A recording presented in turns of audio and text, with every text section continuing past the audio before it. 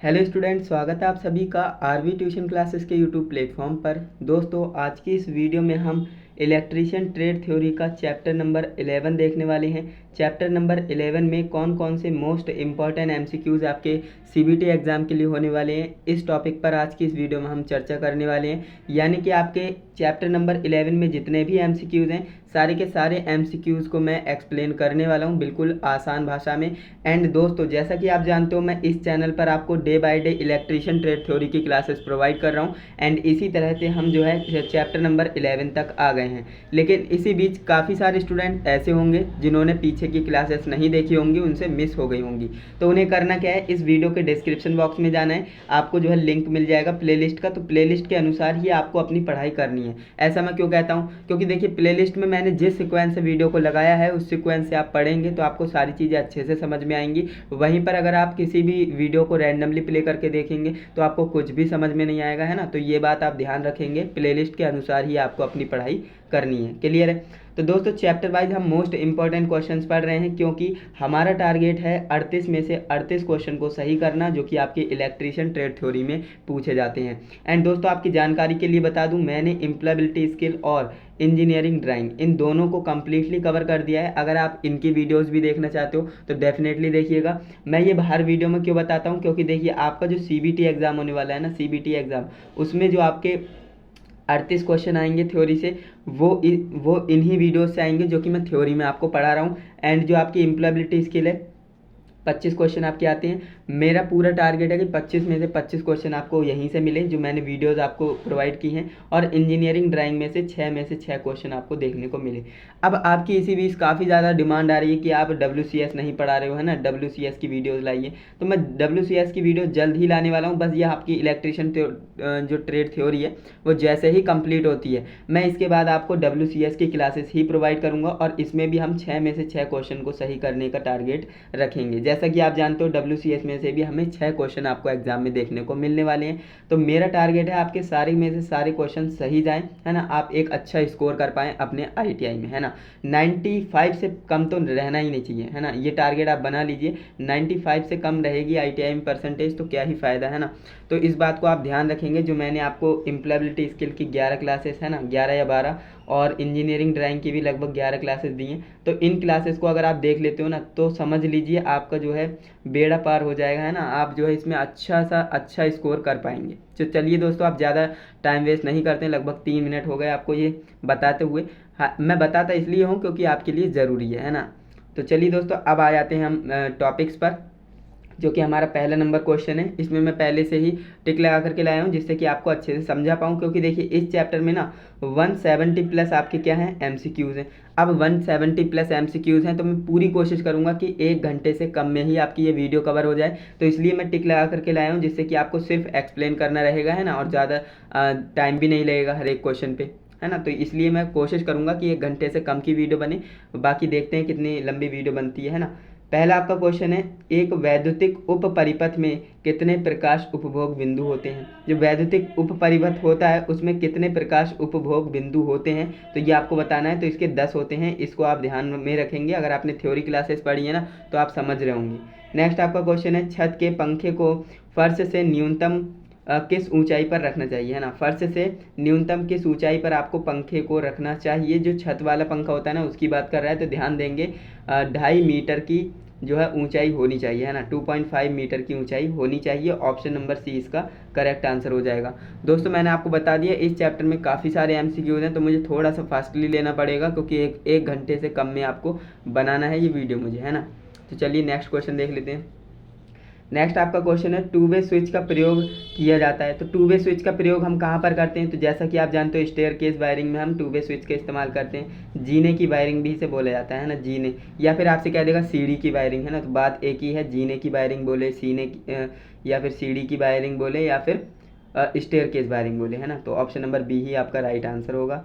Next आपका question है, किसी वैद्युतिक परिपथ का यानी के बिना कोई उपयोग नहीं है। किसके बिना कोई उपयोग नहीं है, वैद्युतिक परिपथ का, तो ये आपको बताना है। बिल्कुल सही, ऑप्शन नंबर ए के साथ जाएंगे, उपभोक्ता युक्ति, है ना। जो कंज्यूमर युक्ति होगी, है ना, उसके बिना कोई रोल ही नहीं है ना। तो ऑप्शन नंबर ए आपका राइट आंसर हो जाएगा। नेक्स्ट आपका क्वेश्चन है, जो कि है क्वेश्चन नंबर 5, 3 फेज लाइन में परिपथ को ऑन ऑफ करने के लिए सामान्यतः प्रयोग किया जाने वाला स्विच है। 3 फेज की लाइन है और उसे आपको ऑन ऑफ करना है, तो आप सामान्यतः किस स्विच का प्रयोग करेंगे? तो ICTP है ना, ICTP इस स्विच का आप इस्तेमाल करते हो, है ना। इसकी फुल फॉर्म भी देख लीजिएगा, ऑप्शन नंबर ए आपका राइट आंसर हो जाएगा। नेक्स्ट आपका क्वेश्चन है DPIC और TPIC किस प्रकार के स्विच होते हैं, तो ये आपको बताना है। तो इसका राइट आंसर हो जाएगा ऑप्शन नंबर बी, है ना, main switch. Main switch right answer हो जाएगा ऑप्शन नंबर बी। इस तरह से आपको ये करना था। इसके बाद हमारा नेक्स्ट क्वेश्चन है क्वेश्चन नंबर 7, रोटरी स्विच, है ना। रोटरी स्विच का उपयोग निम्न में से किस उपकरण यानी जो अपार्टस होता है उसमें नहीं किया जा सकता? किस इंस्ट्रूमेंट में नहीं किया जा सकता? तो नाइट लैंप में हम जो है रोटरी स्विच का इस्तेमाल नहीं कर सकते। ऑप्शन नंबर ए आपका राइट आंसर जाएगा। इसे आप ऐसे भी समझ सकते थे एलिमिनेशन मेथड से। कूलर में आपने रोटरी स्विच देखा है तो आप कहेंगे बिल्कुल देखा है, उससे हम स्पीड को कम या ज़्यादा कंट्रोल कर सकते हैं, है ना। बिजली का जो पंखा होता है ना, छत वाला हो या फर्राटा हो, आप उसमें क्या करते हो? रेगुलेटर लगाते हो, है ना। वो भी क्या है? रोटरी स्विच है, उसे हम कंट्रोल कर सकते हैं स्पीड को, है ना। तो ये होगा नहीं, यानी ये नहीं होंगे, इसमें नहीं बोला था, तो यही आपका राइट आंसर जाएगा ऑप्शन नंबर बी। आप एलिमिनेशन मेथड का यूज़ करा करें, है ना। नेक्स्ट आपका क्वेश्चन है निम्न युक्ति में कौन सी नियंत्रक युक्ति जो कंट्रोल डिवाइस है के अंतर्गत सम्मिलित है? अब देखिए ये आपसे क्वेश्चन पूछा जाएगा, एक आपसे बोल देगा कि नियंत्रक युक्ति, है ना, जो कंट्रोल डिवाइसेस, और कभी बोल देगा सेफ्टी डिवाइसेस, है ना। तो सेफ्टी डिवाइसेस में फ्यूज आता है ना, और कंट्रोल डिवाइसेस में क्या आएगा? स्विच आएगा। तो ऑप्शन नंबर ए हमारा राइट आंसर हो जाएगा। नेक्स्ट आपका क्वेश्चन है वैद्युतिक परिपथ में विद्युत धारा के प्रवाह यानी करंट फ्लो को नियंत्रित यानी कंट्रोल करने के लिए किस डिवाइस का आप इस्तेमाल करेंगे? तो अभी जस्ट आपको बताया कि हमारा जो स्विच होता है ना, इससे हम कंट्रोल करते हैं, ऑन ऑफ करते हैं, है ना। या फिर जो आपका रेगुलेटर है वो भी इसमें ही आएगा, क्योंकि वो भी एक कंट्रोलिंग डिवाइस है ना, उससे भी हम स्पीड को कम या ज़्यादा करते हैं। तो ऑप्शन नंबर बी हमारा राइट आंसर हो जाएगा। नेक्स्ट क्वेश्चन देखते हैं। तो नेक्स्ट क्वेश्चन हमसे कह रहा है कि एक लैंप को 3 स्थानों से नियंत्रित यानी कंट्रोल करना है, तो उसके लिए हमें कितने स्विच की आवश्यकता होगी, है ना। यानी एक लैंप को हमें 3 स्थानों से कंट्रोल करना है ना। तो हमें कितने स्विच की, सबसे पहले ध्यान देंगे यहाँ पर स्विच बोला है सिर्फ, है ना। यहाँ पर 2 वे स्विच बोलना चाहिए, क्योंकि 2 वे स्विच का ही इस्तेमाल करते हैं। तो कह रहा है कितने 2 वे स्विच का हमें इस्तेमाल करना है? तो हमें 2 2 वे स्विच का इस्तेमाल करना है और एक इंटरमीडिएट स्विच का इस्तेमाल करना है।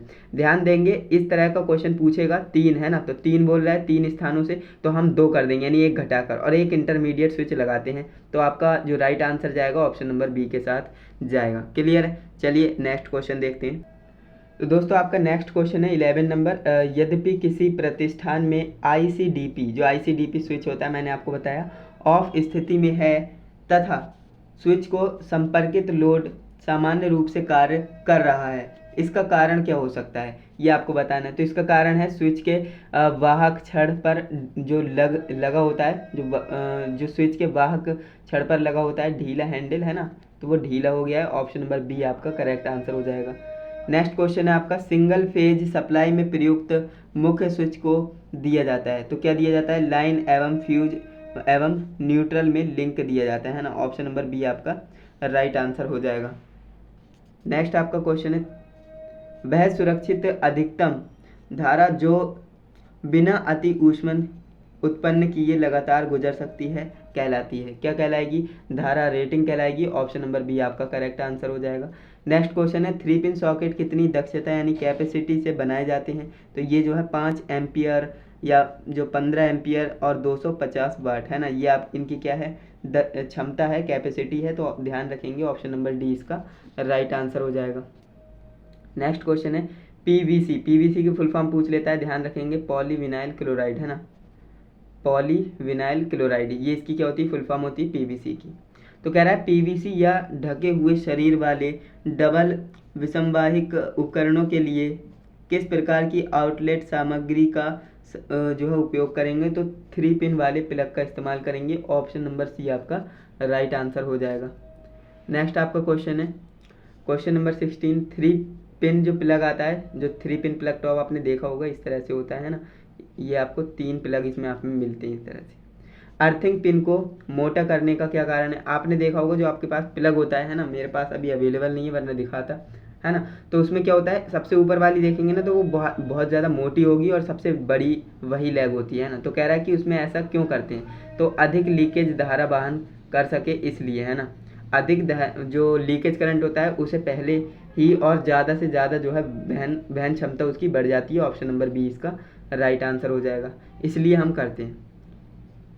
नेक्स्ट आपका क्वेश्चन है, वैद्युतिक परिपथ में लैंप संयोजन करने के लिए, है ना, करने के लिए प्रयोग की जाने वाली निर्देश यानी इंडिकेटिंग जो डिवाइस है वो कौन सी है?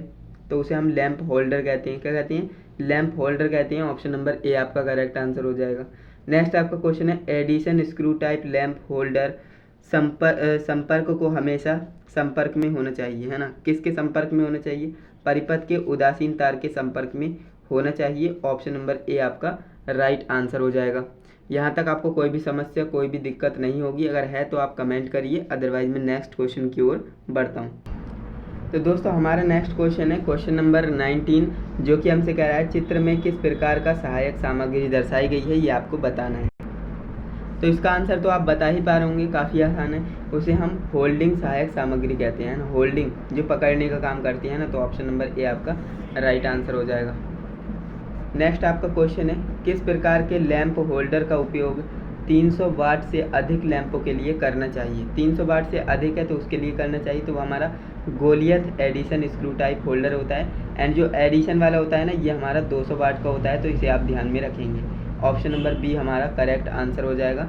नेक्स्ट आपका क्वेश्चन है, वैद्युतिक परिपथ की सुरक्षा यानी सेफ्टी के लिए एक मूलभूत बेसिक आवश्यकता होती है। क्या होती है? फ्यूज की आवश्यकता होती है ना। सेफ्टी के लिए बोल रहा है तो फ्यूज की आवश्यकता होगी, तो ऑप्शन नंबर सी हमारा राइट आंसर हो जाएगा। नेक्स्ट आपका क्वेश्चन है, फ्यूज संयोजन करना चाहिए, फ्यूज को हमें संयोजित करना चाहिए किसके साथ? फेज चालक की श्रेणी में करना चाहिए। बिल्कुल, हमारा एक न्यूट्रल वायर होता है और एक हमारा फ्यूज वो फेज वायर होता है ना। तो फेज वायर पर ही हमें क्या लगाना है? फ्यूज को लगाना चाहिए। क्यों? क्योंकि यहीं से धारा प्रवेश करती है ना, यहाँ से तो वापस आती है, तो यहाँ लगाएंगे तो कोई फ़ायदा होगा नहीं। तो ऑप्शन नंबर सी आपका करेक्ट आंसर हो जाएगा।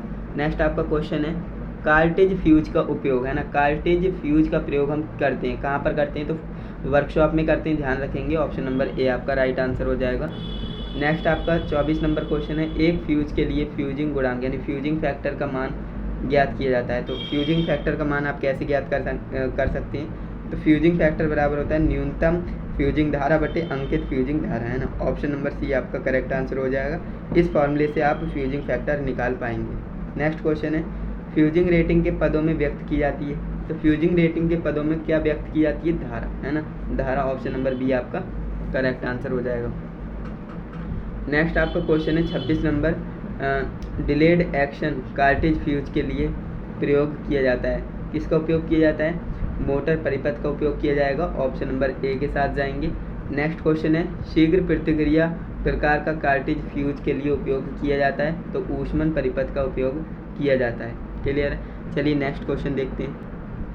तो दोस्तों हमारा नेक्स्ट क्वेश्चन है 28 नंबर, जो कि हमसे कह रहा है, वह सुरक्षित युक्ति जो 4 घंटे के बाद भी परिपथ को नहीं खोलती है जबकि धारा रेटेड धारा 1.5 गुना से अधिक है, तो वह होगा, तो वह क्या होगा? वो होगा रिवायरेबल किटकैट फ्यूज, है ना, रिवायरेबल किटकैट फ्यूज। आपने देखा भी होगा, जो चीनी मिट्टी का बना होता है ना। ऑप्शन नंबर डी आपका राइट आंसर हो जाएगा। यहाँ तक आपको कोई भी दिक्कत नहीं होगी। चलिए आगे बढ़ते हैं। नेक्स्ट क्वेश्चन है, तार में फिर से फ्यूज लगाने में HRC फ्यूज में होती है। HRC फ्यूज ध्यान रखेंगे, HRC फ्यूज से रिलेटेड भी क्वेश्चन पूछता है, तो उसमें जो है उच्च भंजक क्षमता, ये आपका राइट आंसर हो जाएगा। फ्यूज में क्या होती है? उच्च भंजक क्षमता होती है। ऑप्शन नंबर ए के साथ जाएंगे। नेक्स्ट आपका क्वेश्चन है, किसी परिपथ में फ्यूज के विरुद्ध जो सुरक्षा प्रदान करता है, तो वो कौन करता है? शॉर्ट सर्किट एवं ओवरलोड से, है ना। किसी फ्यूज में जो किसी परिपथ में फ्यूज क्या करता है? शॉर्ट सर्किट से बचाता है और ओवरलोड से बचाता है ना। तो ये आपका राइट आंसर हो जाएगा। नेक्स्ट आपका क्वेश्चन है, फ्यूजिंग फैक्टर, है ना। तो अभी अभी आपको बताया फ्यूजिंग फैक्टर आप कैसे निकाल सकते हो। फॉर्मूला होता है न्यूनतम फ्यूजिंग धारा बटे अंकित फ्यूजिंग धारा, इससे आप फ्यूजिंग फैक्टर का मान निकाल सकते हो। ऑप्शन नंबर ए आपका करेक्ट आंसर हो जाएगा। नेक्स्ट आपका क्वेश्चन है, सीलिंग फैन परिपथ में रेगुलेटर का प्रयोग किया जाता है। तो पंखे पर आरोपित वोल्टेज ड्रॉप के लिए, है ना। आप जो है सीलिंग फैन में रेगुलेटर का इस्तेमाल क्यों करते हो? स्पीड को कम ज़्यादा करने के लिए, है ना, आरोपित वोल्टेज ड्रॉप को कम ज़्यादा करने के लिए। ऑप्शन नंबर बी आपका राइट आंसर हो जाएगा। नेक्स्ट क्वेश्चन है आपका, विद्युत एक्सेसरीज का प्रयोग वायरिंग इंस्टॉलेशन में होता है तथा इनका वर्गीकरण उनके प्रयोग के आधार पर होता है। एसेसरीज की किस वर्ग में सीलिंग रोज आता है? सीलिंग रोज ध्यान रखेंगे कहीं कहीं पर जो है सामान्य एक्सेसरीज बोलेगा, कहीं कहीं आउटलेट भी बोलेगा, है ना। तो अगर आउटलेट ऑप्शन में होगा तो आप आउटलेट को लगाएंगे, अगर आउटलेट नहीं है तो आप नॉर्मल जो सामान्य होती है ना, सामान्य एक्सेसरीज, उसमें आपको लगाना है। ऑप्शन नंबर बी आपका करेक्ट आंसर हो जाएगा क्योंकि इसमें आउटलेट नहीं दिया था।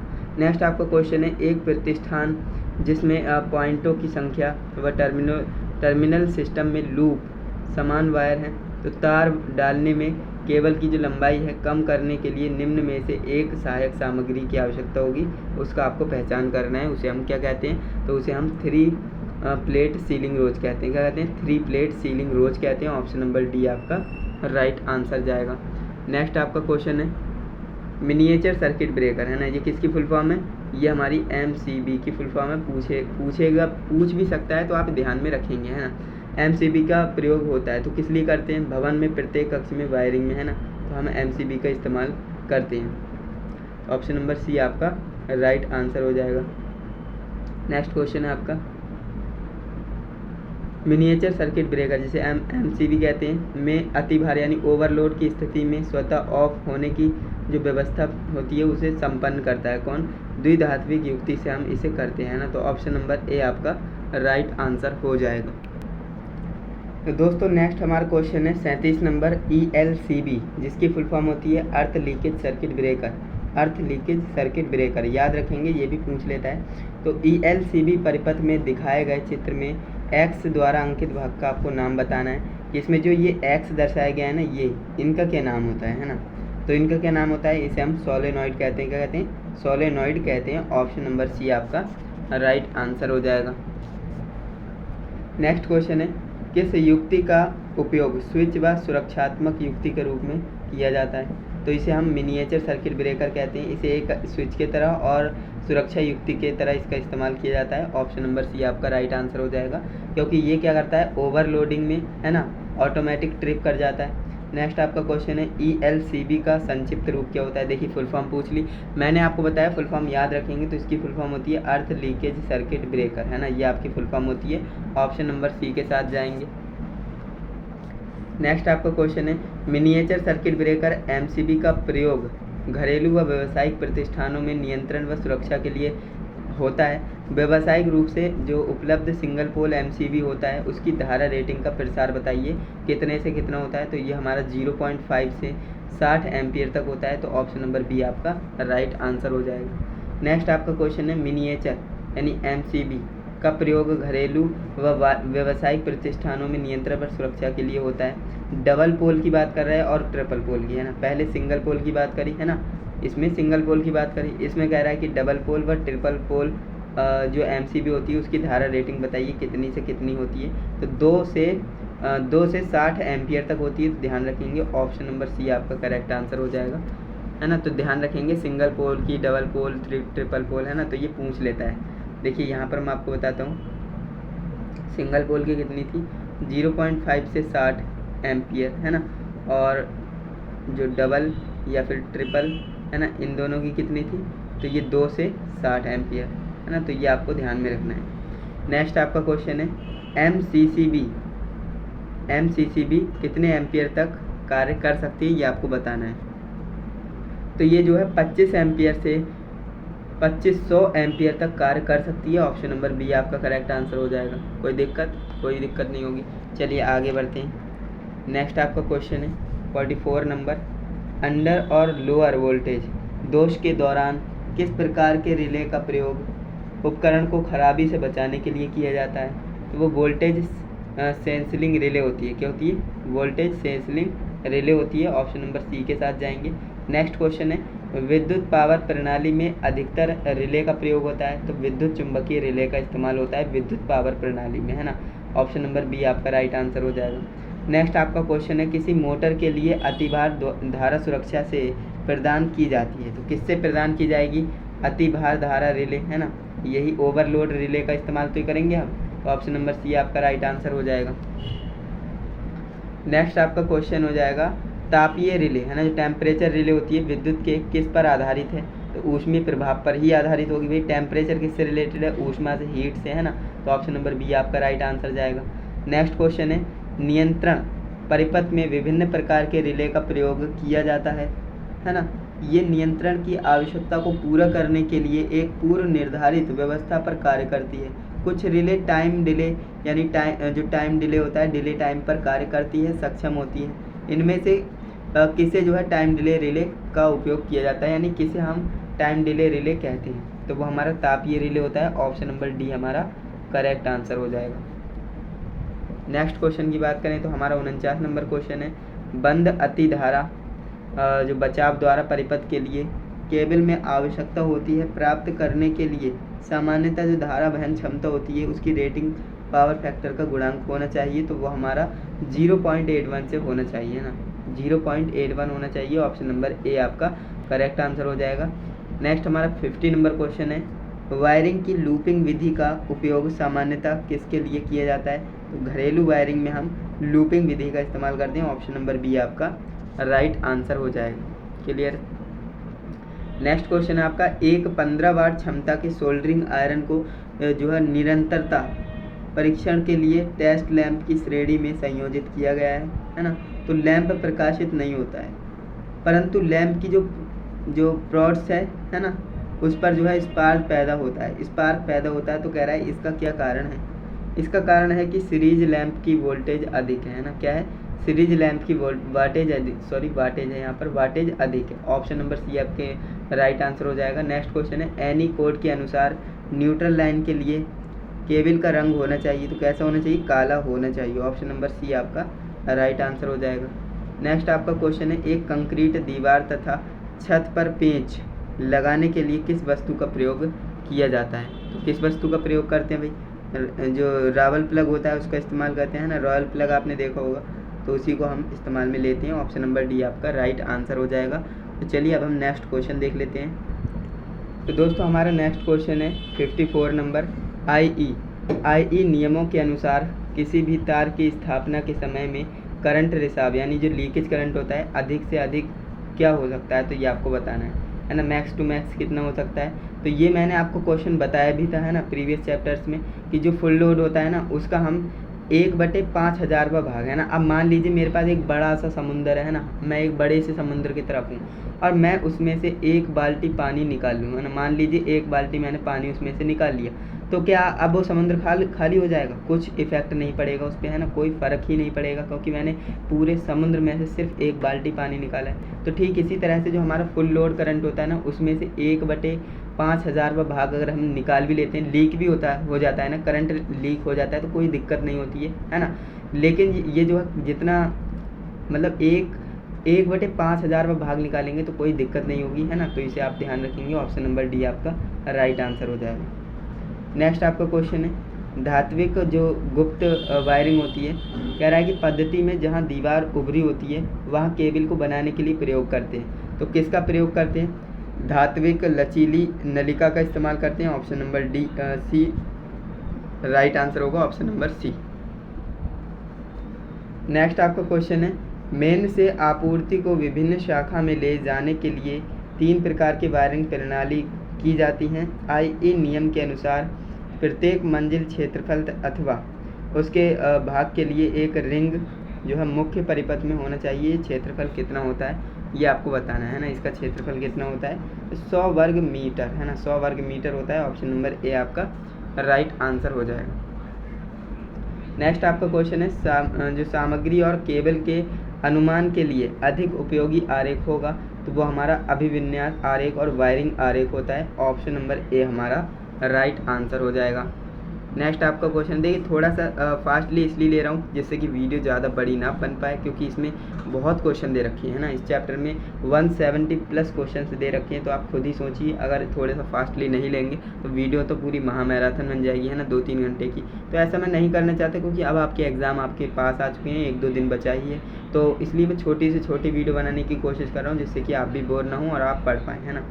58 नंबर हमारा क्वेश्चन है, जहाँ निम्न धारा परिपथ के लिए निर्धारित दूरी के भीतर जोड़ों को खिसकाना होता है वहाँ उपयुक्त जोड़ है, तो कौन सा है, एरियल जोड़ उसे कहते हैं ना, क्या कहते हैं, एरियल जोड़ कहते हैं। ऑप्शन नंबर ए के साथ जाएंगे। नेक्स्ट क्वेश्चन है मल्टी स्टोरी बिल्डिंग के लिए कौन सा जो है वायरिंग प्रणाली उपयुक्त है? तो देखिए डिस्ट्रीब्यूशन बोर्ड सिस्टम इसमें उपयुक्त माना जाता है। ऑप्शन नंबर सी हमारा राइट आंसर हो जाएगा। नेक्स्ट आपका क्वेश्चन है वायरिंग में कौन सी लूपिंग विधि का प्रयोग किया जाता है? तो 3 प्लेट सीलिंग रोज से लूपिंग आउट होती है ना, उसका इस्तेमाल करते हैं। ऑप्शन नंबर सी आपका राइट आंसर हो जाएगा। नेक्स्ट क्वेश्चन है कंट्रोल पैनल ज़मीन से ऊंचाई तक स्थापित करना चाहिए। जो कंट्रोल पैनल होता है हम उसे ज़मीन से कितनी ऊंचाई पर फिट कर सकते हैं, स्थापित कर सकते हैं? तो 1.5 यानी 1.5 मीटर की दूरी पर है ना, हम लगा सकते हैं, ऊंचाई पर लगा सकते हैं। ऑप्शन नंबर सी हमारा करेक्ट आंसर हो जाएगा। नेक्स्ट आपका क्वेश्चन है किसी भी आकस्मिकता के लिए वायरिंग में आकलन समय प्रायः जो पूरी लागत एक अतिरिक्त राशि जोड़ी जाती है तो वो क्या है? तो वो हमारा 5% है। ऑप्शन नंबर बी आपका राइट आंसर हो जाएगा। नेक्स्ट क्वेश्चन है हमारा, यहाँ पर आप देख पाएंगे 63 नंबर क्वेश्चन, स्विच बोर्ड के पीछे की जगह इससे कम नहीं होनी चाहिए, है ना? किससे कम नहीं होनी चाहिए? तो 22.88 सेंटीमीटर से कम नहीं होनी चाहिए। ऑप्शन नंबर ए आपका राइट आंसर जाएगा। नेक्स्ट क्वेश्चन है अर्थ कंटिन्यूटी कंडक्टर को मशीन से पैनल बोर्ड और उसमें मेन में जाने के लिए, है ना, मेन में जाने के लिए अर्थ इलेक्ट्रोड की संख्या होती है। तो अर्थ इलेक्ट्रोड की संख्या कितनी होती है भैया? 2 होती है। ऑप्शन नंबर बी के साथ जाएंगे, बिल्कुल करेक्ट आंसर माना जाएगा।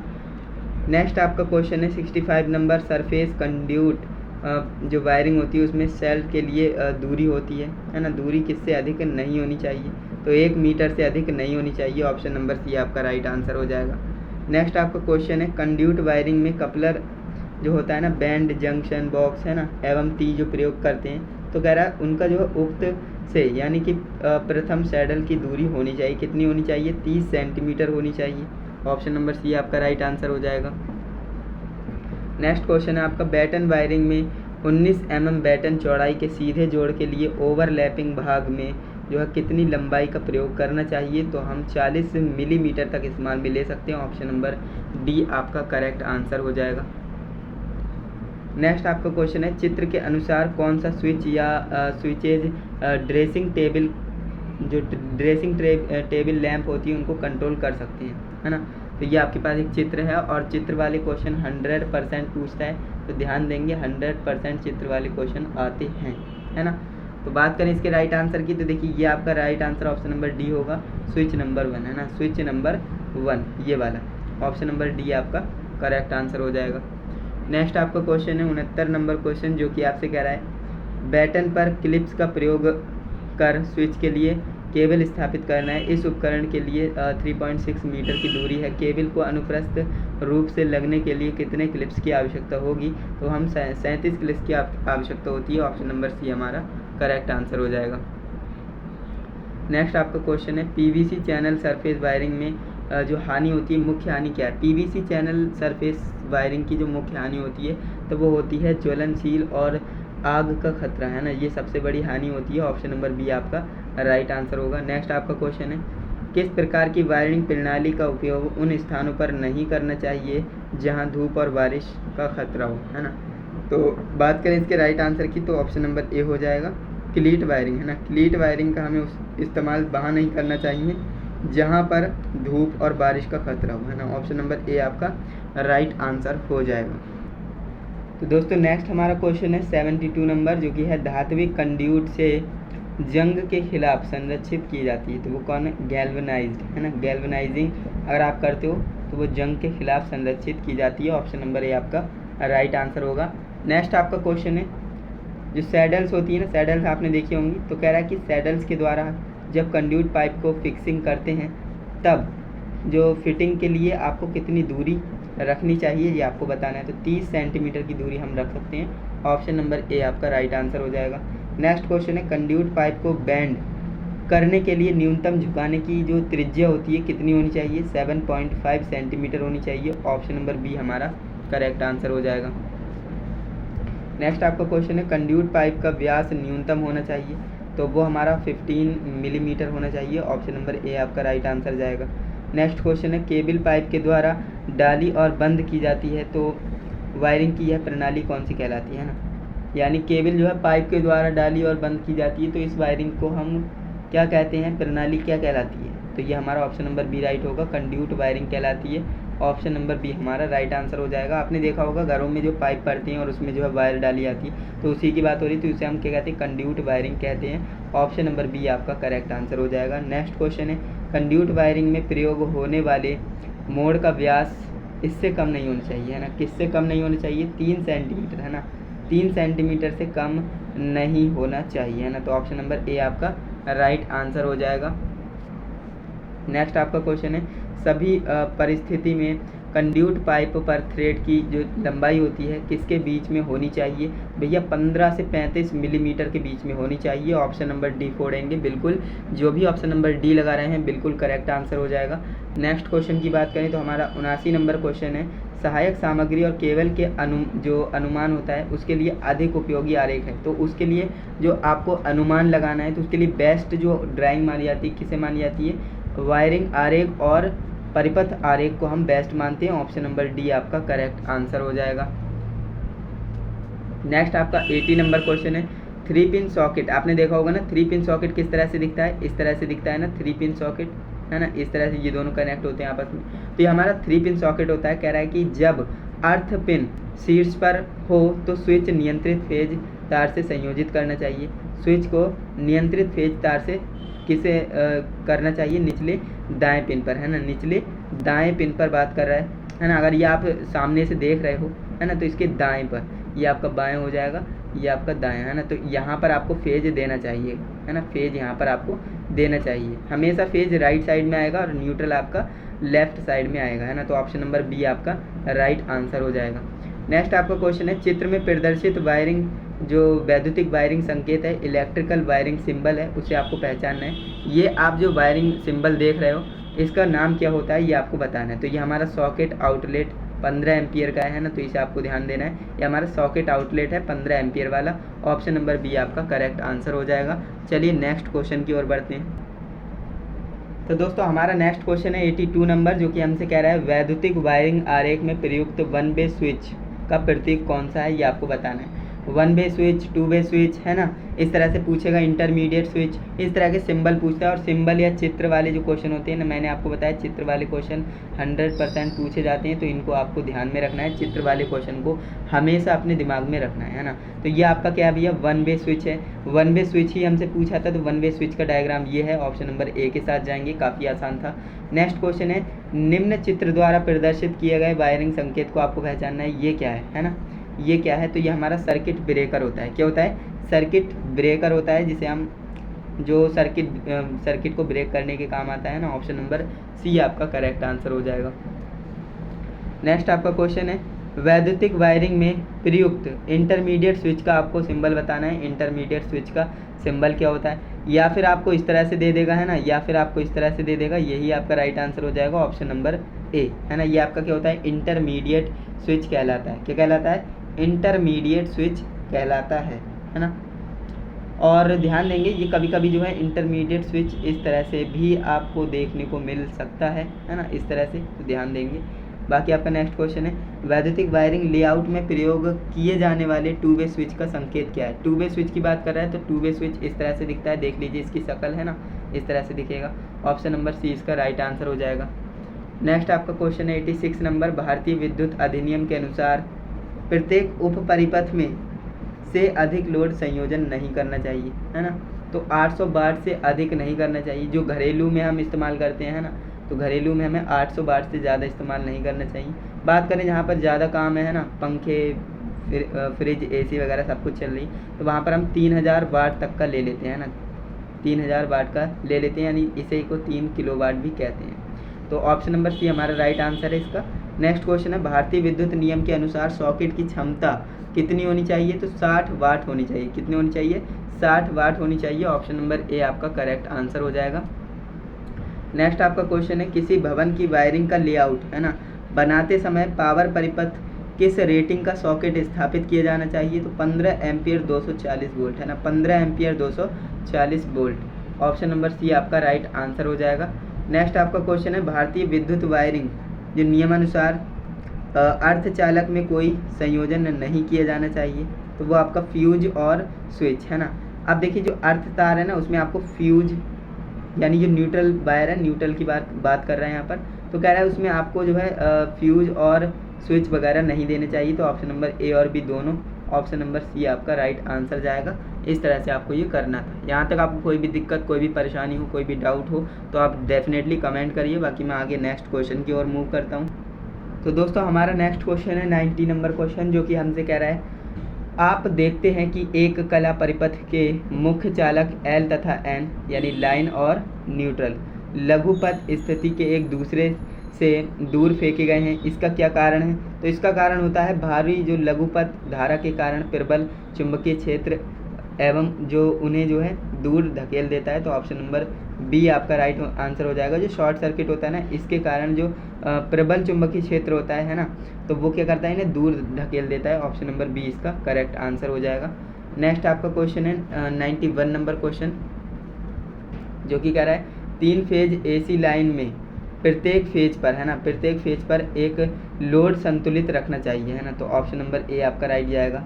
नेक्स्ट आपका क्वेश्चन है पावर सॉकेट के लिए अधिकतम लोड होना चाहिए। पावर सॉकेट के लिए अधिकतम लोड होना चाहिए तो वो कितना होना चाहिए? मैंने आपको बताया था 1000 वाट होना चाहिए है ना।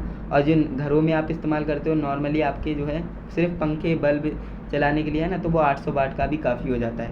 नेक्स्ट आपका क्वेश्चन है लाइट एंड फैन के लिए जो प्रत्येक उप परिपथ में कितने से अधिक उपभोग बिंदु नहीं होने चाहिए? तो 10 से अधिक नहीं होनी चाहिए। ये मैंने आपको थ्योरी क्लास में बता रखी है।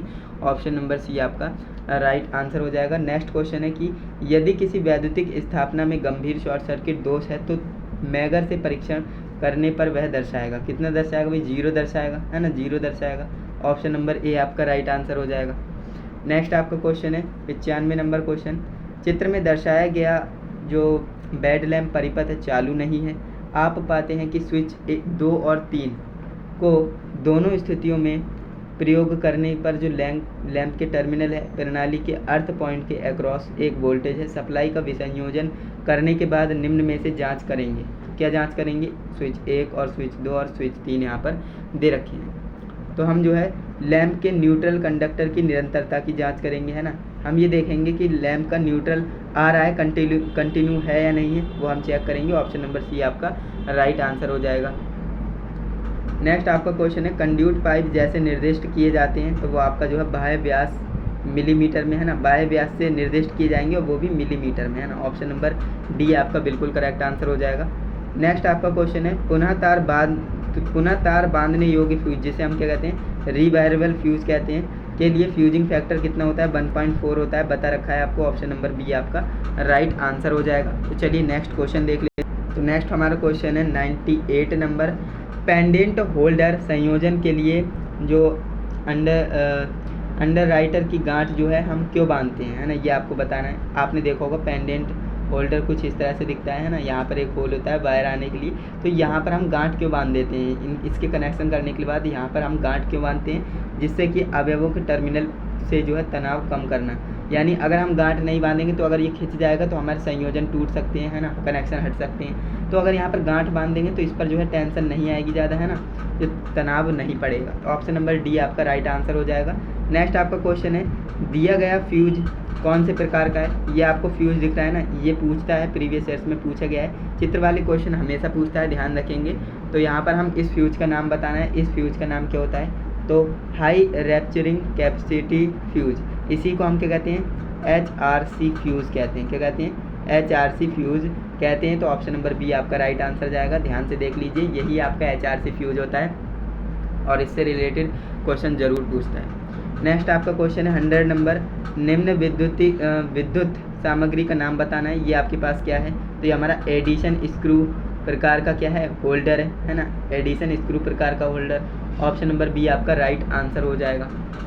नेक्स्ट आपका क्वेश्चन है 101 नंबर, जो कि वायरिंग परिपथ में प्रयुक्त होने वाले जो प्रतीक है इसका नाम बताना है। इसका नाम क्या है? और ये भी प्रीवियस ईयर्स में आया हुआ है ना, PYQs में ये आया हुआ है। तो इसका नाम बताइए क्या है? ये हमारा जो है प्लग और सॉकेट है। क्या है? प्लग और सॉकेट है। ऑप्शन नंबर डी हमारा राइट आंसर हो जाएगा। नेक्स्ट आपका क्वेश्चन है एल श्रेणी में MCB के द्वारा किस प्रकार के भार का सुरक्षित किया जाता है? जो एल श्रेणी है ना, इसमें हम MCB के द्वारा किस को जो है सुरक्षित करते हैं, तो ये हम जो है गीज़र की तरफ लगाते हैं। यानी ऐसे भी ये क्वेश्चन पूछ सकता था कि गीज़र का उपयोग करने के लिए हमें किस प्रकार की एमसीबी का इस्तेमाल करना है, तो आपको एल श्रेणी की एमसीबी का इस्तेमाल करना है। तो क्वेश्चन को घुमा करके पूछ सकता है, तो ध्यान रखेंगे जो गीज़र है आपको उसे चलाना है, तो उसके लिए आपको एल श्रेणी की एमसीबी का इस्तेमाल करना होगा। ऑप्शन नंबर बी आपका राइट आंसर हो जाएगा, है ना। नेक्स्ट आपका क्वेश्चन है, अब देखिए मोटर के लिए भी पूछ लेता है, तो मोटर के लिए जी टाइप, तो इस तरह से आपको ध्यान में रखना है।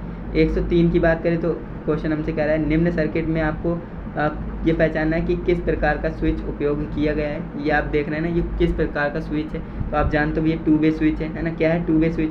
अब कैसे पहचाना, ये हमारे पास क्या है लैंप का सिंबल है, तो एक लैंप है और दो स्विचेस से हम कंट्रोल कर रहे हैं, यानी कि दो अलग अलग जगह से हम उसे कंट्रोल कर रहे हैं। तो ऐसी कंडीशन कहाँ होती है, स्टेयरकेस वायरिंग में होती है, सीढ़ी वायरिंग में होती है, जीने वाली वायरिंग में होती है ना। तो वहाँ पर हम क्या करते हैं, टू वे स्विच का इस्तेमाल करते हैं। तो ध्यान रखेंगे इसका right answer two way switch हो जाएगा, और ये भी प्रीवियस ईयर्स में आया हुआ क्वेश्चन है।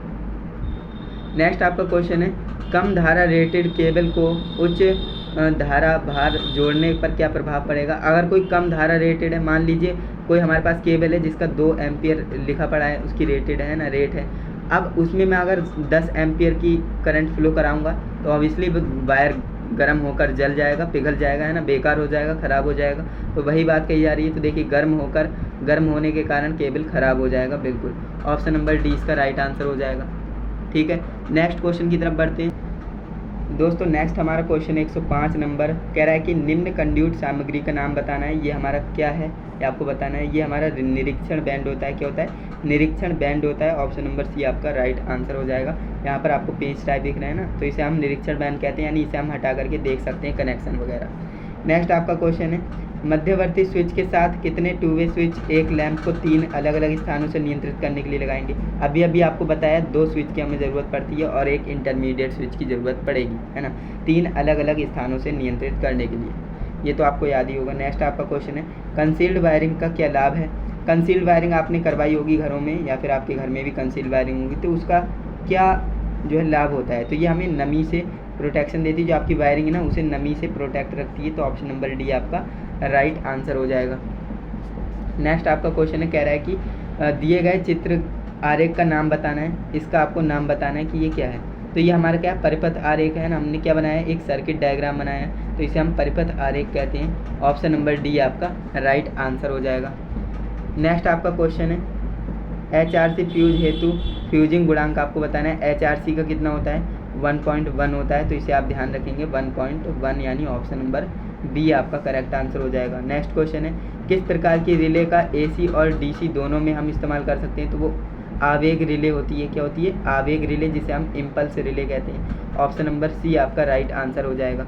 नेक्स्ट आपका क्वेश्चन है कह रहा है विद्युत उपकरण का प्रयुक्त जो है सहायक सामग्री का आपको नाम बताना है कि इसका नाम क्या है। ये आपके पास एक डायग्राम दे रखा है, कह रहा है इसका नाम बताइए क्या है। तो ये सीधे प्रवेश में एक लौह संयोजक है ना।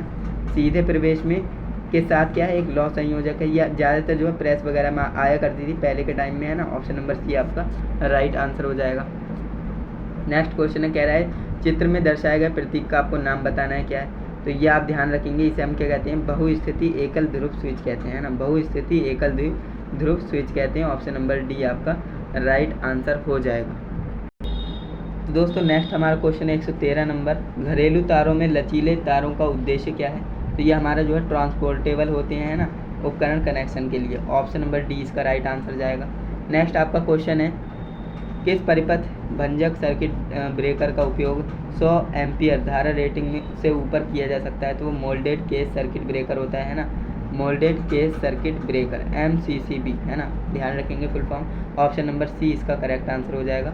नेक्स्ट क्वेश्चन है 115 नंबर, जो कि हमसे कह रहा है तांबे के फ्यूज तार का टिन कोटिंग क्यों की जाती है। तांबे के जो फ्यूज तार होता है उस पर हम टिन की कोटिंग क्यों करते हैं। तो भाई तांबे के तार को ऑक्सीकरण से बचाने के लिए, है ना, ऑक्सीकरण से रोकने के लिए। ऑप्शन नंबर सी इसका राइट आंसर हो जाएगा। नेक्स्ट क्वेश्चन है 4 लैंप को नियंत्रित करने के लिए गोदाम वायरिंग में सर्किट के लिए आपको जो है 2 वे स्विच की कितनी ज़रूरत होगी। मैंने कहा 1 घटा दीजिए, है ना। 4 लैंप है, 3 स्विच की ज़रूरत पड़ेगी, इस तरह से, है ना। ऑप्शन नंबर बी आपका राइट आंसर हो जाएगा। नेक्स्ट हमारा क्वेश्चन है दिए गए आरेख का नाम बताना है। ये आपको आरेख दिख रहा है ना, ये भी प्रीवियस ईयर्स में आया हुआ है। इसका आपको नाम बताना है क्या है। ये हमारा स्थापना आरेख है ना। क्या है, स्थापना आरेख है, इंस्टॉलेशन प्लान है। ऑप्शन नंबर सी आपका राइट आंसर हो जाएगा। नेक्स्ट आपका क्वेश्चन है 118 नंबर, ICDP मुख्य स्विच, मेन जो स्विच होता है उसका उपयोग कहाँ किया जाता है? एकल फेज घरेलू स्थापना में किया जाता है। ऑप्शन नंबर सी हमारा करेक्ट आंसर हो जाएगा। नेक्स्ट आपका क्वेश्चन है कौन सी विद्युत सामग्री सामानों के सामान्य वर्गीकरण में संबंधित है? तो वो हमारा सीलिंग रोज होता है। क्या होता है? सीलिंग रोज होता है। ऑप्शन नंबर बी इसका राइट आंसर हो जाएगा, सीलिंग रोज। अब यहाँ पर बात करें, अगर आउटलेट वगैरह दे देता ना तो आउटलेट ही आपको लगाना है। मैं बार बार बताता हूँ क्योंकि निमी ने जो है सीलिंग रोज को तो माना है, लेकिन अगर आउटलेट है तो आउटलेट को वो सही मानता है ना। तो ध्यान रखेंगे, सीलिंग रोज वाला क्वेश्चन आएगा, अगर आउटलेट ऑप्शन में होगा तो आउटलेट लगाएंगे, अगर आउटलेट नहीं है तो आप सीलिंग रोज को जो है सामान्य वर्गीकरण में रख सकते हो। नेक्स्ट आपका क्वेश्चन है दी गई रिले का नाम बताना है। ये आपके पास एक रिले है, इसका आपको नाम बताना है, इसका नाम क्या है ना।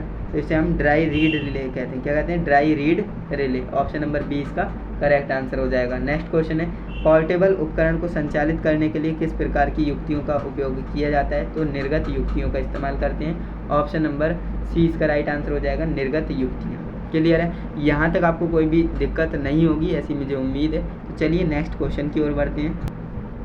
तो दोस्तों हमारा नेक्स्ट क्वेश्चन है 122 नंबर, ELCB का उद्देश्य पूछ रहा है। ELCB का उद्देश्य क्या होता है? सबसे पहले ELCB की फुल फॉर्म जान लीजिए। मैंने आपको बताया अर्थ लीकेज सर्किट ब्रेकर। क्या होती है? अर्थ leakage circuit breaker. ELCB, MCB है ना, HRC, इन सब की फुल फॉर्म्स पूछता है तो ध्यान रखेंगे। तो ELCB का उद्देश्य क्या होता है? अवशेष धारा को देखना है ना। अवशेष धारा मतलब जो लीकेज करंट होता है ना, घरों में आपने देखा होगा कभी कभी करंट आने लगता है, तो किसके कारण वो रोकता कौन है? वो हमारा ELCB रोकता है, जिससे आपको करंट ना लगे, है ना। ELCB यानी अर्थ लीकेज, अर्थ का लीक होना और सर्किट को ब्रेक कर देना, ये इसका काम होता है ELCB का। तो ऑप्शन नंबर बी के साथ जाएंगे, जो भी ऑप्शन नंबर बी लगाएंगे बिल्कुल करेक्ट आंसर हो जाएगा। नेक्स्ट क्वेश्चन है फ्यूज किस प्रकार की युक्तियों के अंतर्गत आता है? मैंने अभी जस्ट आपको बताया कि जो फ्यूज है ना वो क्या है? एक सुरक्षा युक्ति है। सुरक्षा मतलब सेफ्टी, है ना। फ्यूज क्या काम करता है?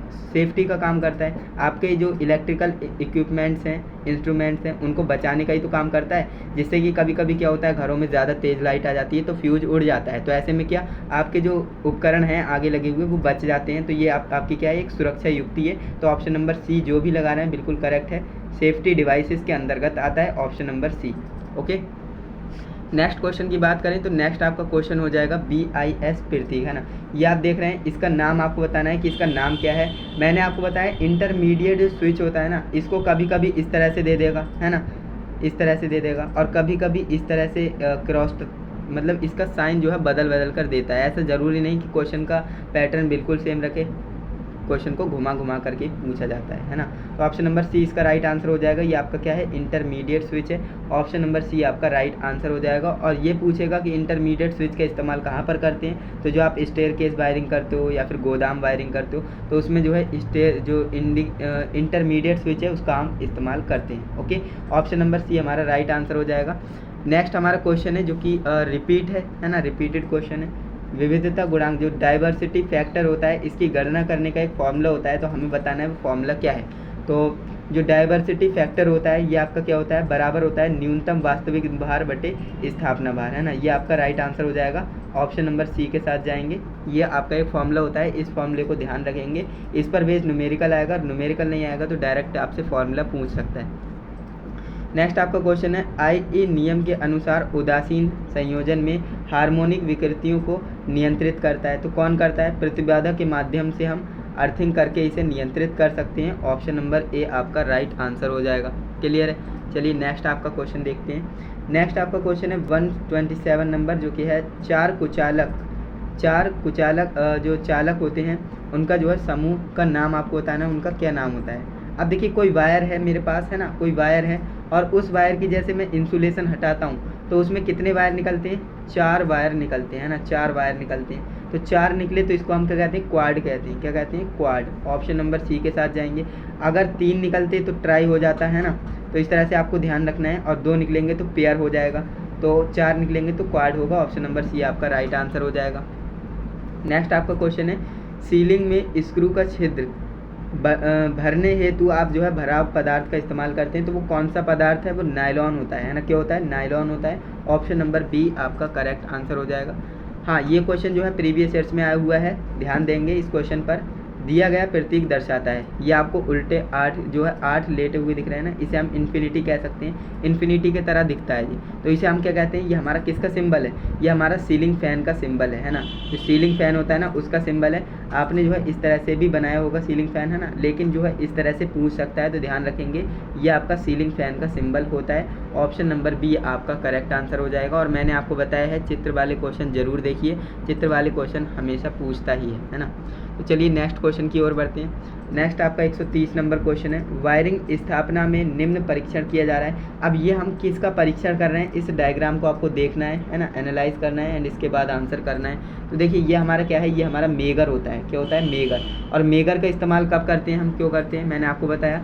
हमारे पास कोई कंडक्टर है, वायर है ना, और उसकी इंसुलेशन जो होती है ना, इंसुलेशन का प्रतिरोध जांचने के लिए हम मेगर का इस्तेमाल करते हैं। जैसे मान लीजिए कोई अच्छा इलेक्ट्रीशियन है ना, तो वो करेगा क्या, वायरिंग करने के बाद है ना वो इंसुलेशन का टेस्ट करेगा कि इंसुलेशन सही है या नहीं, है ना। वायर की अगर इंसुलेशन ख़राब होगी तो वहाँ पर अर्थ लीकेज होने की संभावना होगी, है ना, करंट लीक कर सकता है। तो उसे जो है मेगर के द्वारा चेक किया जाता है। तो यहाँ पर हम मेगर के द्वारा ही चेक कर रहे हैं। और किसे चेक कर रहे हैं, चालकों एवं भूमि के मध्य कुचालक प्रतिरोध की जाँच कर रहे हैं। बिल्कुल ऑप्शन नंबर डी आपका बिल्कुल करेक्ट आंसर हो जाएगा, है ना।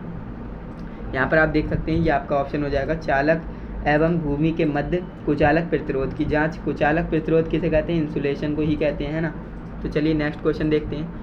देखिए ECCB जो आपकी ECC की फुल फॉर्म आपसे पूछी है, ECC की फुल फॉर्म, है ना, ये भी कभी कभी पूछ लेता है, ये आपके प्रीवियस ईयर्स में आया हुआ है, तो ध्यान रखेंगे। अर्थ कंटिन्यूटी कंडक्टर, इसकी फुल फॉर्म क्या होती है, अर्थ कंटिन्यूटी कंडक्टर, इसकी फुल फॉर्म होती है ECC की, है ना। MCB की, RCCB की रेसिडुअल सर्किट ब्रेकर, है ना, तो ये आपको ध्यान में रखना है। नेक्स्ट आपका क्वेश्चन है, RCCB की फुल फॉर्म क्या होती है, RCCB ये आपकी होती है रेसिडुअल करंट सर्किट ब्रेकर, है ना।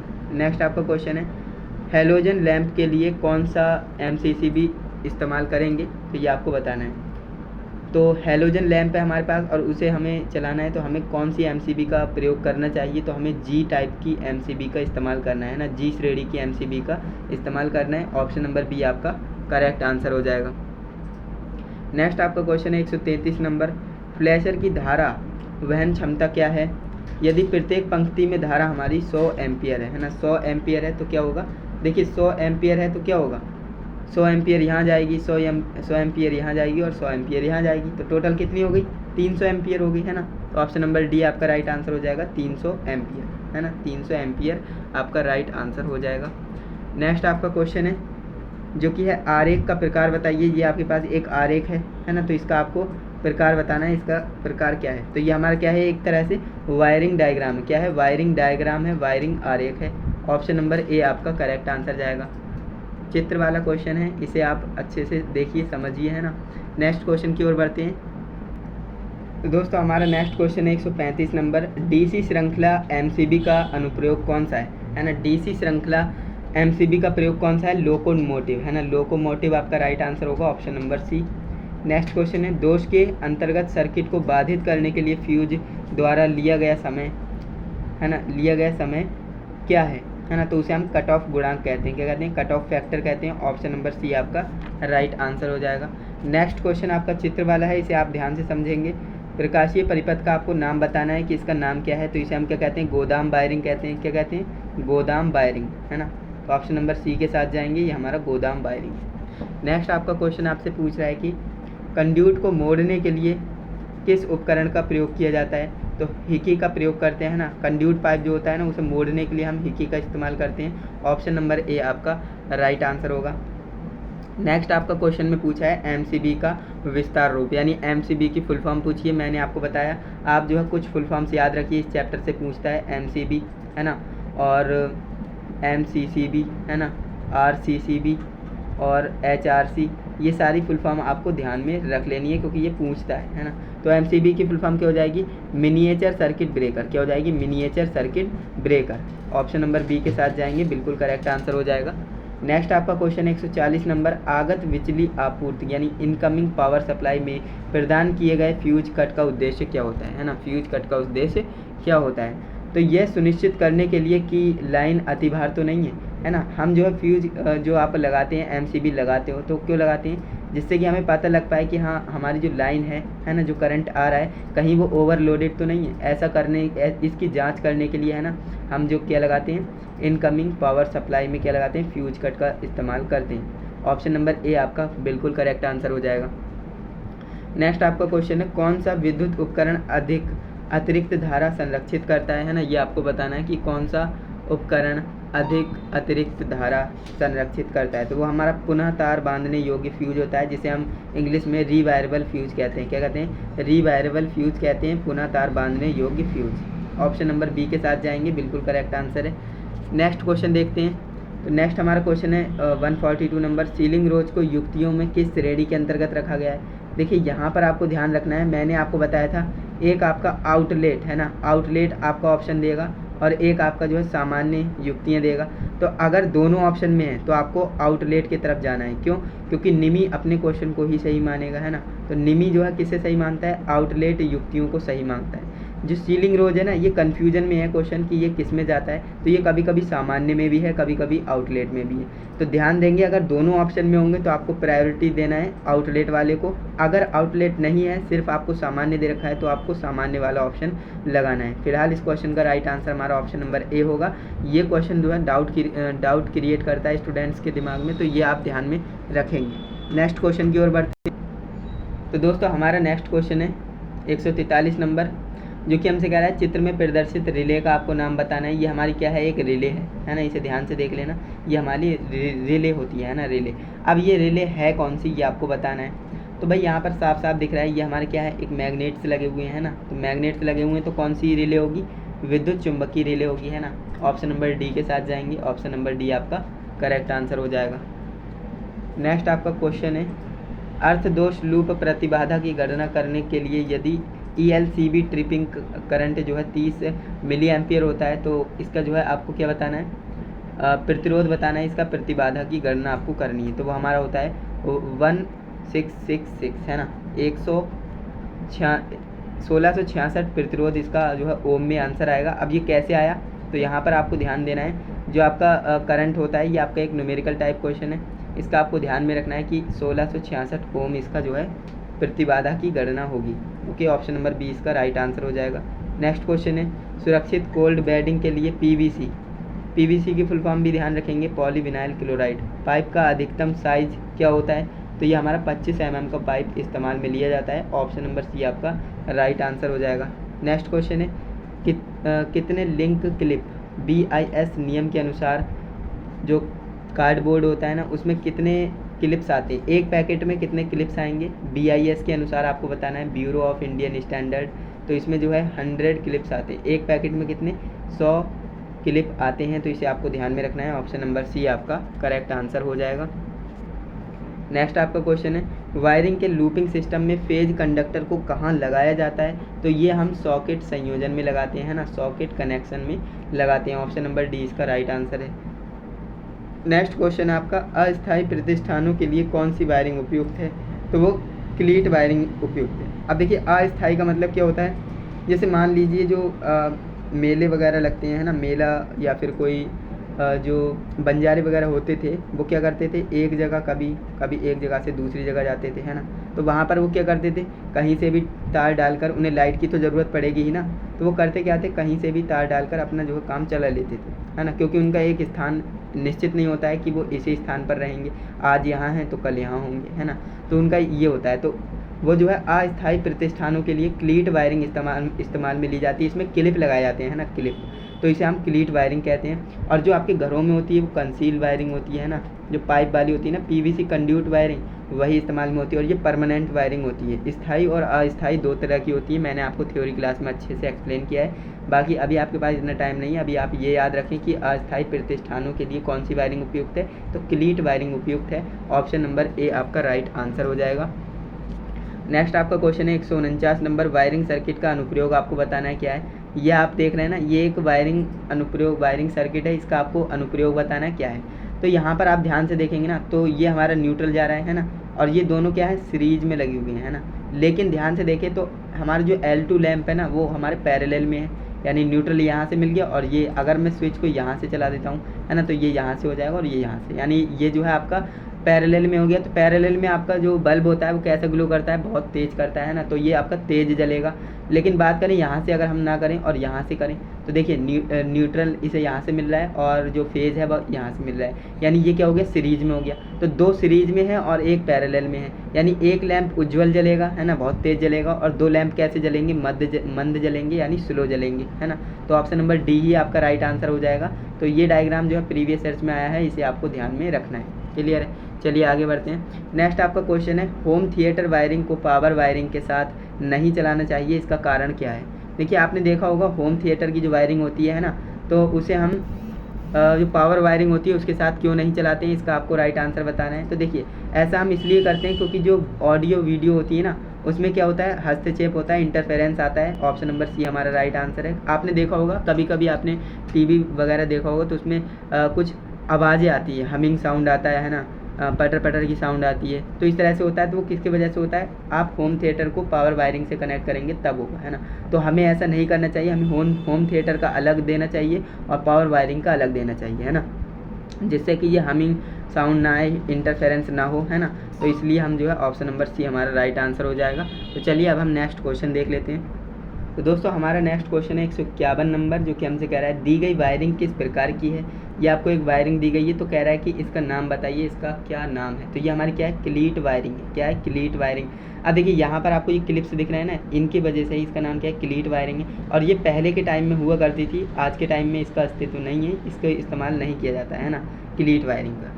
तो ये बहुत पहले के टाइम में हुआ करती थी ऐसी वायरिंग, अभी इस्तेमाल में नहीं होती, तो इसे हम क्या कहते हैं, क्लीट वायरिंग कहते हैं। ऑप्शन नंबर बी आपका करेक्ट आंसर हो जाएगा। नेक्स्ट क्वेश्चन की बात करें तो यहाँ पर हमारा नेक्स्ट क्वेश्चन हमसे कह रहा है कि BIS के अनुसार कठोर कंड्यूट, जो रिजिड कंड्यूट पाइप होते हैं ना, पर थ्रेड की लंबाई होती है। थ्रेड की लंबाई कितनी होती है। थ्रेड का मतलब समझिए, सबसे पहले ये मेरे पास पाइप है ना, पाइप में मैं थ्रेड का मतलब होता है चूड़ियाँ, है ना, जो आपने पाइप पे चूड़ी देखी होंगी, चूड़ी काटते हैं हम, तो वो कहाँ तक काट सकते हैं, चूड़ियों की कहाँ तक काट सकते हैं, उसी को हम थ्रेड कहते हैं। तो ये ध्यान रखेंगे। तो इसे हम जो है 11 mm तक, यानी 11 मिलीमीटर से 27 मिलीमीटर तक काट सकते हैं। ऑप्शन नंबर बी आपका राइट आंसर हो जाएगा। BIS के अनुसार है ना। अगर आपकी मर्ज़ी है तो आप तो कहीं तक काट लीजिए, लेकिन जो ब्यूरो ऑफ इंडियन स्टैंडर्ड है ना, इसके अनुसार आप जो है 11 mm से 27 mm तक ही काट सकेंगे। ओके, तो ऑप्शन नंबर बी आपका राइट आंसर है। नेक्स्ट आपका क्वेश्चन है, गैस टाइप विस्फोटक स्थापना के लिए किस प्रकार के कंड्यूट का इस्तेमाल किया जाता है। आपने देखा होगा जो मेडिकल या हॉस्पिटल वगैरह है ना, उनमें जो क्या होता है, पाइप लगाए जाते हैं, बहुत से पाइप होंगे, तो उसमें होता क्या है, वो AC के होते हैं, है ना। और AC में क्या होती है, गैस भरी जाती है, तो गैस को निकलने के लिए, है ना, पाइप की ज़रूरत होगी। अब पाइप किसके बनाए जाएंगे, ऐसा तो है नहीं प्लास्टिक के बना देंगे। प्लास्टिक के बनाएंगे तो वो जो है पिघल कर गैस लीक हो जाएगी, और गैस लीक होगी तो वहाँ पर विस्फोट हो सकता है, वहाँ पर जो आग पकड़ सकती है ना। तो इसलिए हम उसे जो है किसके नहीं बनाते, प्लास्टिक के तो नहीं बनाते।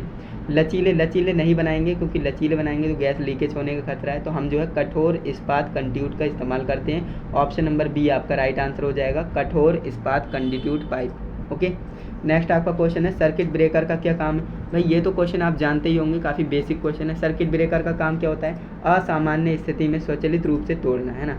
यानी कि जो कनेक्शन है ना, अगर मान लीजिए कभी कभी क्या होता है, ज़्यादा लाइट आ जाती है, तो वो आपकी जो MCB है ना, वो ट्रिप कर जाती है ना, MCB ट्रिप कर जाएगी और आपका जो है करंट नहीं जाएगा घर में।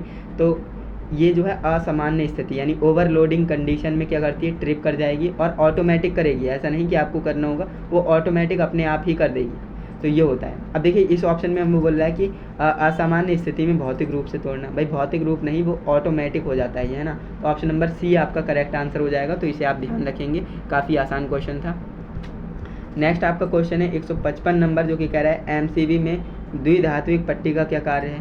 द्विधात्विक पट्टी का क्या कार्य है, अति भार से बचाने के लिए, है ना, अति भार से बचाने के लिए। अब होता क्या है, देखिए MCB में 2 पत्ती होती हैं लगी हुई, है ना, एक सीधी होती है और एक इस तरह से होती है ना।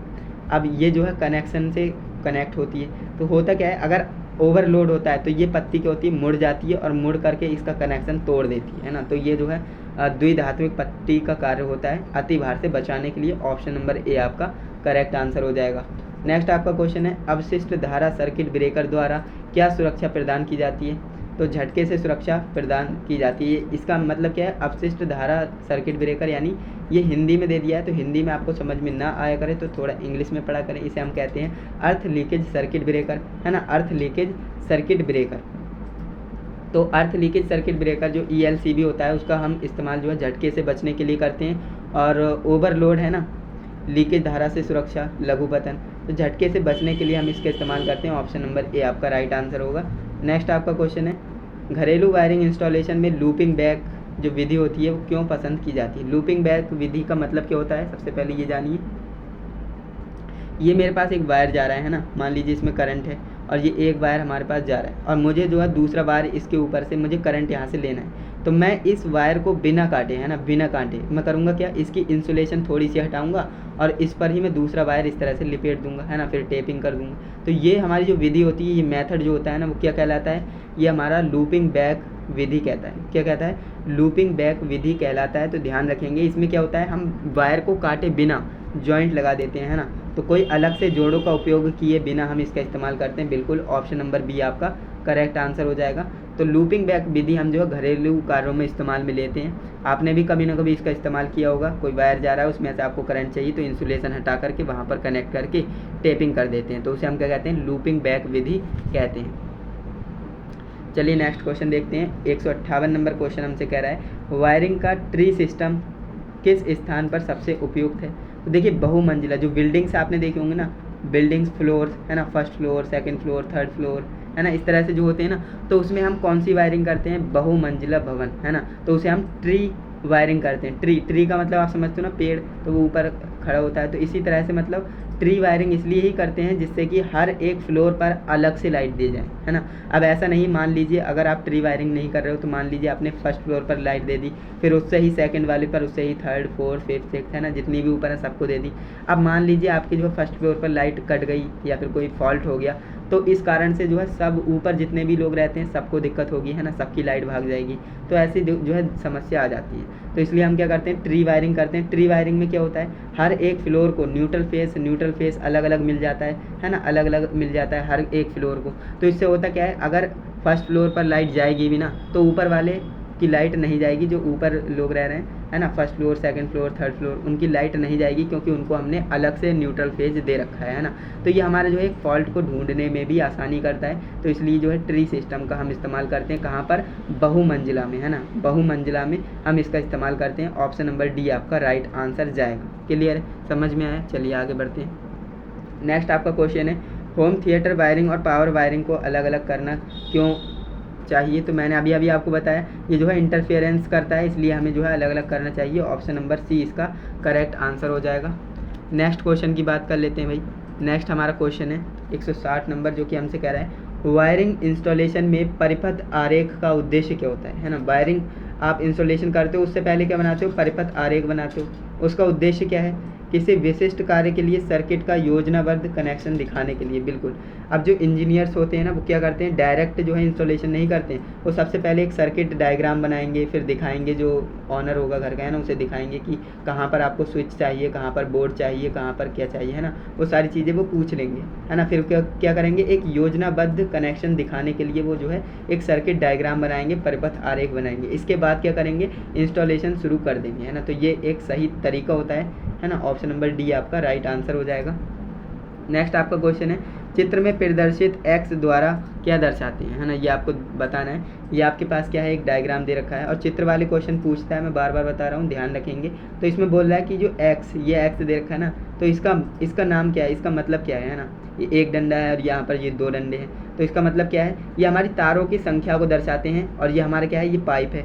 अब इस पाइप में कितने वायर जाएंगे, ये हमें कौन दर्शाएगा, ये इस तरह से कट लगा देंगे ना, तो ये हमें बताएगा। अगर एक है तो एक वायर जाएगा, दो है तो दो, तीन है तो तीन, इस तरह से, है ना। तो यहाँ पर कितना है, एक है, तो ये हमें करता क्या है, ये हमें लिंब तारों की संख्या को बताता है ना। लिंब पर यानी पाइप पर क्या है, तारों की संख्या को बताएगा कि इस पाइप में से कितने वायर जा रहे हैं, तो यहाँ पर ये हमें बताता है। बिल्कुल ऑप्शन नंबर ए आपका करेक्ट आंसर हो जाएगा। नेक्स्ट क्वेश्चन की बात कर लेते हैं। नेक्स्ट हमारा क्वेश्चन है 162 नंबर, चित्र में प्रदर्शित वायरिंग विधि जो है, इसका नाम आपको बताना है, इसका क्या नाम है ना। ये आप देख रहे हैं एक चित्र है और ये वाला क्वेश्चन भी प्रीवियस ईयर्स में आया है कह रहा है कि इस वायरिंग विधि का नाम बताइए क्या है। तो यहाँ पर जो है कनेक्शन इस तरह से एक पॉइंट से सभी को दिया गया है ना, तो ये हमारा क्या है, लूपिंग बैक विधि है। क्या है, लूपिंग बैक विधि। मैंने अभी आपको बताया लूपिंग बैक विधि का मतलब क्या होता है, बिल्कुल समझ गए होंगे। ऑप्शन नंबर बी आपका राइट आंसर हो जाएगा। नेक्स्ट आपका 163 नंबर क्वेश्चन है, नए घरेलू वायरिंग स्थापना की जो परीक्षण करने के लिए किस उपकरण का आप इस्तेमाल करेंगे। ये क्वेश्चन काफ़ी इंपॉर्टेंट है, ध्यान रखेंगे। मेगर का इस्तेमाल करेंगे। मेगर का इस्तेमाल क्यों करते हैं, कहाँ पर करते हैं, मैंने आपको बताया था। आपके पास कोई वायर होगा है ना, उसके अंदर जो कंडक्टर होता है ना, ऊपर क्या होता है, इंसुलेशन होता है। तो इंसुलेशन की टेस्ट करने के लिए हम मेगर का इस्तेमाल करते हैं। अब इंसुलेशन को चेक करना क्यों है, आपने मान लीजिए अपने घर में नई वायरिंग कराई है ना, और उसे 1-2 साल हो गया है, तो ऐसे में होता क्या है, वायरिंग को हमें चेक कराना होता है कि उसमें इंसुलेशन सही है या नहीं। क्योंकि अगर इंसुलेशन गड़बड़ होगी तो वहाँ पर लीकेज करंट होगा और आपकी जो है दीवार से टच हो जाएगा वायर और पूरे घर में करंट आना शुरू हो जाएगा। तो इसमें जो है क्या करते हैं, मेगर से हम चेक कर लेते हैं कि हमारे इंसुलेशन का रेजिस्टेंस सही है या नहीं। और इंसुलेशन का रेजिस्टेंस कैसा होना चाहिए पूछ सकता है, तो ज़्यादा होना चाहिए। ज़्यादा क्यों होना चाहिए, जिससे कि उसमें करंट ना फ्लो करे, है ना, इसलिए ज़्यादा होना चाहिए। क्योंकि करंट और प्रतिरोध का क्या है, दुश्मनी है आपस में। यानी करंट जितना बढ़ेगा उतना जो है रेजिस्टेंस घटेगा, और रेजिस्टेंस बढ़ रहा है तो करंट घट रहा है ना। तो ये चीज़ आप जानते ही हो। तो ये आपका जो है ऑप्शन नंबर 20 का राइट आंसर हो जाएगा। अभी आपको मैंने इसे डीप में एक्सप्लेन किया था, आप समझ गए होंगे। नेक्स्ट आपका क्वेश्चन है जो कि आपसे कह रहा है, घरेलू वायरिंग स्थापना में परीक्षण का क्या कार्य है, ये आपको बताना है। ये हम परीक्षण कर रहे हैं, तो ये हम क्या परीक्षण कर रहे हैं, तो हम जो है ध्रुवता की जांच कर रहे हैं। ध्रुवता की जांच मतलब फेज न्यूट्रल, है ना, फेज न्यूट्रल की जांच कर रहे हैं। RYB जो आपके 3 फेज होते हैं ना, इसकी हम जांच कर रहे हैं कि सही से लगे हुए हैं या नहीं। फेज की जगह फेज है, न्यूट्रल की जगह न्यूट्रल है या नहीं, इसकी जांच कर रहे हैं। और ध्यान देंगे, क्वेश्चन आपसे पूछा जा सकता है, RYB का सीक्वेंस हम जांचने के लिए किस का इस्तेमाल करते हैं, तो फेज सीक्वेंस मीटर का इस्तेमाल करते हैं ना, phase sequence meter. Option number A इसका राइट आंसर हो जाएगा, ध्रुवता की जांच कर रहे हैं। तो चलिए दोस्तों, कुछ क्वेश्चंस और बचे हैं, उन्हें भी इस वीडियो में ले लेते हैं। तो चलिए आगे हम क्वेश्चंस को देखते हैं। तो दोस्तों हमारा नेक्स्ट क्वेश्चन है 165 नंबर, बहुमंजिला इमारत के लिए तारों की ट्री प्रणाली सबसे उपयुक्त क्यों है। मैंने आपको बताया इसमें जो है कई फ्यूज के साथ दोष ढूंढने में सरलता होती है ना, क्या होती है, सरलता होती है। अब सरलता क्यों होती है आप समझ ही गए, मैंने आपको एग्जाम्पल अभी बेस्ट वाला दिया ही था। ऑप्शन नंबर डी आपका राइट आंसर हो जाएगा। नेक्स्ट क्वेश्चन है, घरेलू वायरिंग सर्किट में लैंप की चमक कम और मोटर धीमी चलने का क्या कारण है। कभी कभी आपने देखा होगा आपके घर में क्या होता है, जो बल्ब वगैरह लगे होते हैं वो डिम जलते हैं, बहुत ज़्यादा मंद जलते हैं, और जो आपकी मोटर है, फ़ैन है, वो बहुत धीमी गति से चलता है ना। तो इसका मतलब क्या है, इसका मतलब ये है कि उच्च मान श्रेणी प्रतिरोध दोष, है ना, जो आपका जो हाई रेजिस्टेंस जो फॉल्ट है वो वहाँ पर क्रिएट हो चुका है, इस वजह से ऐसा होता है। तो ऑप्शन नंबर सी इसका राइट आंसर हो जाएगा। नेक्स्ट आपका क्वेश्चन है जो कि हमसे कह रहा है कि अधिक अतिरिक्त धारा सुरक्षा हेतु कौन सा जो उपकरण आप इस्तेमाल करेंगे, है ना, कौन सा उपकरण इस्तेमाल करेंगे। तो पुनः तार बांधने योग्य फ्यूज, ये आपका 3 बार लगभग इस चैप्टर में क्वेश्चन आ गया है, जो कि हमें इसे इंग्लिश में कहते हैं रीवायरेबल फ्यूज। क्या कहते हैं, रीवायरेबल फ्यूज। रीवायरेबल फ्यूज़ का एक फ़ायदा होता है, इसमें जो है अगर फ्यूज़ उड़ जाता है तो हम उसे दोबारा तार बांध करके उसे इस्तेमाल में ले सकते हैं, है ना। तो ये जो है इसका फ़ायदा हो जाता है, इसे हम किटकैट फ्यूज़ भी कहते हैं, आपने देखा होगा, है ना। तो ये आपका ऑप्शन नंबर डी इस क्वेश्चन का राइट आंसर हो जाएगा। नेक्स्ट क्वेश्चन है, सर्किट ब्रेकरों में आर्क शमन, है ना, आर्क शमन सुरक्षा यानी आर्क जो शमन सुरक्षा होती है, इसके लिए किस प्रकार का प्रतिरोध उपयोग किया जाता है। तो वेरिस्टर टाइप इस्तेमाल करते हैं ना, तो वेरिस्टर इसका राइट आंसर हो जाएगा, ऑप्शन नंबर ए। इसके बाद हमारा नेक्स्ट क्वेश्चन है जो कि नेक्स्ट हमारा क्वेश्चन है 169 नंबर, जो कि आपसे कह रहा है कि एल श्रेणी MCB के साथ कौन से विद्युत उपकरण को चलाए जाते हैं। एल श्रेणी से हम जो है जनरल लाइटिंग कर सकते हैं ना, जो लाइटिंग वगैरह होती है उसे हम एल श्रेणी से MCB से कंट्रोल कर सकते हैं। ऑप्शन नंबर ए आपका राइट आंसर हो जाएगा। नेक्स्ट आपका क्वेश्चन है 170 नंबर, दिए गए आरेख का नाम आपको बताना है। ये हमारे पास एक आरेख है और शायद मुझे लग रहा है कि ये दोबारा इस क्वेश्चन में आया, इस चैप्टर में आया है ना। ये आपके पास एक बल्ब है और ये आपके क्या है, 2 वे स्विच हैं। 2 वे स्विच कितने हैं, 2 हैं, यानी एक बल्ब को हम 2 जगह से नियंत्रित कर रहे हैं, कंट्रोल कर रहे हैं। तो ऐसा कहाँ पर होता है, ऐसा CD वायरिंग में होता है। किस में होता है, CD वायरिंग में, जिसे हम इंग्लिश में स्टेयरकेस वायरिंग कहते हैं, है ना। तो ऑप्शन नंबर ए आपका राइट आंसर हो जाएगा, CD वायरिंग में इसका इस्तेमाल करते हैं, यानी ये किसका डायग्राम है, CD वायरिंग का है ना। तो ये आपको बताना था। नेक्स्ट आपका क्वेश्चन है, लास्ट क्वेश्चन इस वीडियो का, जो कि हमसे कह रहा है क्रिम्पिंग से क्या लाभ है। है ना। क्रिम्पिंग से क्या लाभ है, क्रिम्पिंग टूल आपने देखा होगा ना, तो क्रिम्पिंग टूल का हम इस्तेमाल कहाँ पर करते हैं, ढीले संयोजनों को दूर करने के लिए, है ना, जिससे कि जो है संयोजन ढीले ना हो। अब यहाँ पर देखिए यहाँ पर ये क्वेश्चन अलग ही है। तो क्रिम्पिंग टूल का क्या करते हैं, लग्स का इस्तेमाल करने के लिए, ये मेरे पास कंडक्टर है, ये वायर है इसके अंदर, है ना, ये इंसुलेशन है, तो इसको मैं इकट्ठा करके एक लग्स आती है, लग्स में फिट करके और इसे बोल्ट से टाइट कर देंगे, तो वहाँ पर जो संयोजन ढीले नहीं होते हैं, कनेक्शन जहाँ से स्पार्किंग क्रिएट नहीं होती है ना, तो इसलिए इसका इस्तेमाल करते हैं। तो ये हमारा क्रिम्पिंग का क्या लाभ है, आसानी से बदला जा सकता है, ऑप्शन नंबर डी इसका राइट आंसर है, तो इसे आप ध्यान में रखेंगे। तो दोस्तों इस तरह से आज की इस वीडियो में आपने देखा, मैंने आपको टॉप के 170 प्लस क्वेश्चंस इस चैप्टर में कराए हैं, जो कि चैप्टर नंबर आपका कौन सा है, चैप्टर नंबर 11 है, जो कि मोस्ट पावरफुल है एंड इस चैप्टर से ही सबसे ज़्यादा क्वेश्चन आते हैं। अगर आप मुझसे पूछेंगे कि सबसे ज़्यादा इंपॉर्टेंट चैप्टर क्या है, तो मैं आपसे कहूँगा यही है, क्योंकि इस चैप्टर से आप देखेंगे ना तो ज़्यादा से ज़्यादा क्वेश्चन इसी चैप्टर से दे देता है, लगभग 5 से 6 क्वेश्चन तो आपके इसी चैप्टर से आ जाएंगे, है ना। तो इसलिए आपका ये चैप्टर इंपॉर्टेंट है, इसे आप अच्छे से पढ़िए, जितने भी चित्र वाले क्वेश्चन हैं उन्हें आप अच्छे से ध्यान में रखिए, क्योंकि चित्र वाले क्वेश्चन ज़्यादा पूछता है, एमसीक्यू फुल फॉर्म वगैरह ध्यान रखिएगा, बाकी आपका ये चैप्टर अच्छे से स्ट्रॉन्ग हो जाएगा, है ना।